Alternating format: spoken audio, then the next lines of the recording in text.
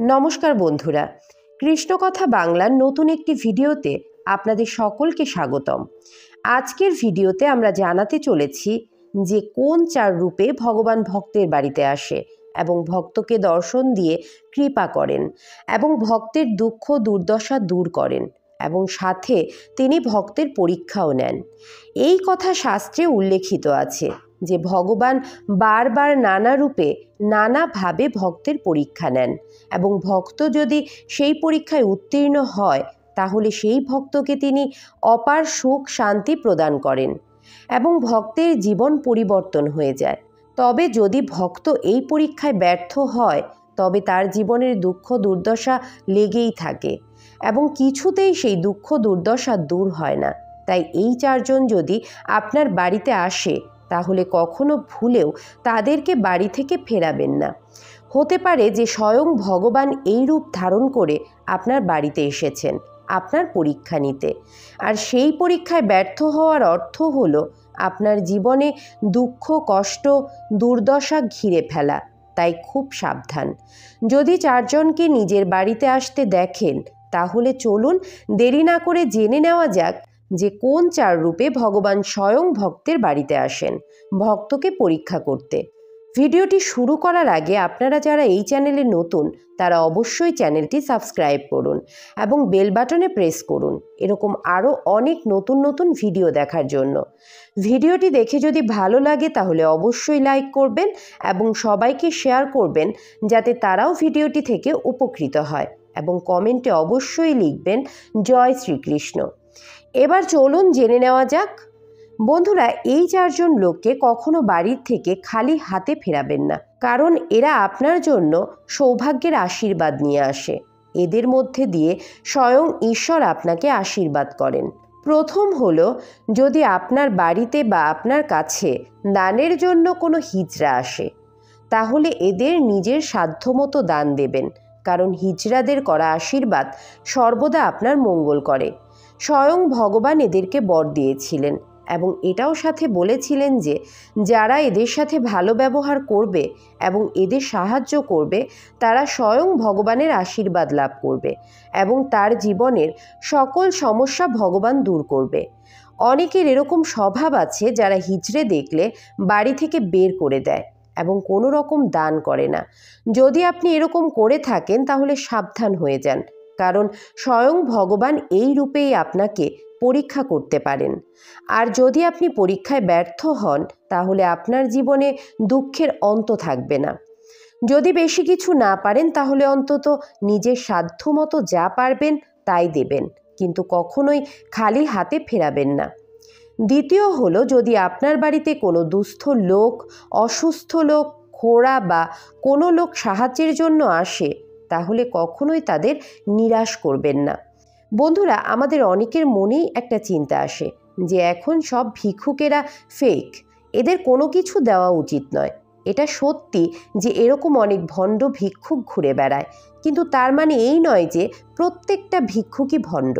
এরকম বহু মানুষ সত্যিকার আছে যারা প্রকৃতপক্ষে দুস্থ অসুস্থ এবং তাদের প্রকৃতপক্ষে সাহায্যের খুবই প্রয়োজন। তাই বাড়িতে কখনো দুস্থ লোক আসলে বা খোড়া লোক আসলে তাদেরকে খালি হাতে ফেরাবেন না এবং ভগবানের নাম নিয়ে কিছু না কিছু অবশ্যই দান করবেন, এতে আপনার মঙ্গল হবে। তৃতীয় হলো, যদি কোনো বৃদ্ধ লোক আপনার কাছে কিছু সাহায্য চাইতে আসে তাহলে কখনো খালি হাতে ফেরাবেন না। বন্ধুরা, বৃদ্ধ লোকদের ভুলেও বাড়ি থেকে খালি হাতে ফেরাবেন না, বা রাস্তায় কখনো কোনো বৃদ্ধ লোককে ভিক্ষা করতে দেখলে তাকে অবশ্যই কিছু দান করুন, কারণ এনারা খুব কষ্টে ভিক্ষা করে দিন কাটাচ্ছে। পারলে একটু বেশি করে ভিক্ষা দিন যাতে 2-3 দিন আর কিছু না করে খেতে পারে আর কোনো কষ্ট করতে না হয়। এরকম বহু কাহিনী দেখা গেছে যেখানে ভগবান স্বয়ং ভিক্ষুক হয়ে বাড়িতে এসেছেন ভক্তের পরীক্ষা নিতে, আর খালি হাতে ভক্ত যদি ভগবানকে ফিরিয়ে দেয় তাহলে সেই ভক্তের জীবনেও অন্ধকারে ভরে যায়। তাই বাড়িতে কোনো ভিক্ষুক এলে অন্তত নিজের সাধ্যমতো যা পারবেন সেটা দান করুন, এতে আপনার মঙ্গল হবে। চতুর্থ হলো, যদি আপনার বাড়িতে কোনো পশু পাখি আসে তাহলে আপনি অবশ্যই কিছু না কিছু দান করবেন।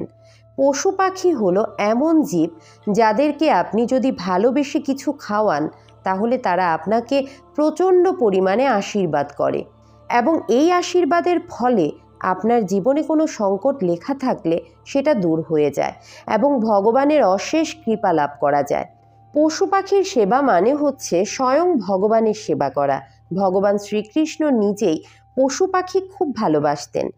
আপনি যদি ভগবান শিবকেও দেখেন তাহলে দেখবেন তিনিও পশু পাখি খুব ভালোবাসতেন। এই কারণে তাকে পশুপতিও বলা হয়। তাই বাড়িতে কখনো কোনো পশু পাখি এলে তাদেরকে খালি মুখে ফিরিয়ে দেবেন না। বাড়িতে যা খাবার আছে সেটাই তাদের খেতে দিন। এতে আপনার অনেক অশুভ প্রভাব কেটে যাবে। তো বন্ধুরা, এই 4 জন যদি বাড়িতে আসে তাহলে বুঝবেন স্বয়ং ঈশ্বর আপনার বাড়িতে এসেছেন আপনাকে আশীর্বাদ দিয়ে আপনার জীবনের দুঃখ কষ্টকে হরণ করতে এবং আপনার জীবনে সুখ শান্তি এনে দিতে। তাই অবশ্যই এই 4 জনকে বাড়ি থেকে খালি হাতে দূর করবেন না। এবার চলুন কিছু অনুপ্রেরণামূলক উক্তি শুনে নেওয়া যাক। পরিস্থিতি মানুষকে অনেক কিছু শেখায়। একা একা পথ চলতে শেখায়, নিজের পায়ে দাঁড়াতে শেখায়, কঠিন বাস্তবতা শেখায়। সবচাইতে বড় শিক্ষা হচ্ছে চেনা মানুষগুলোর আড়ালে অচেনা মানুষগুলোকে ভালো করে চিনতে শেখায়। যাদের রাগ বেশি সে নীরবে অনেক ভালোবাসতে জানে। যে নীরবে ভালোবাসতে জানে তার ভালোবাসার গভীরতা বেশি, তার কষ্টও অনেক বেশি। যদি সে তোমার জন্য নিজেকে পরিবর্তন না করে তাহলে ধরে নিও তুমি সেই মানুষটা নও যার সাথে সে থাকতে চায়। পৃথিবীতে কোনো কিছুই অসম্ভব নয়। সৃষ্টিকর্তার উপর ভরসা রাখো, তোমার ইচ্ছা পূরণ এমনি যথেষ্ট হবে। কাউকে ঠকানোর আগে ভেবে নিও যে নিজে ঠকলে কেমন লাগবে। জীবনের হালখাতায় তোমাকেও একদিন হিসাব বুঝে নিতে হবে। প্রকৃতির দেনা পাওনা বড় কঠোর। কাউকে অবহেলা করার আগে মেপে নিও ঠিক কতটুকু অবহেলা করবে।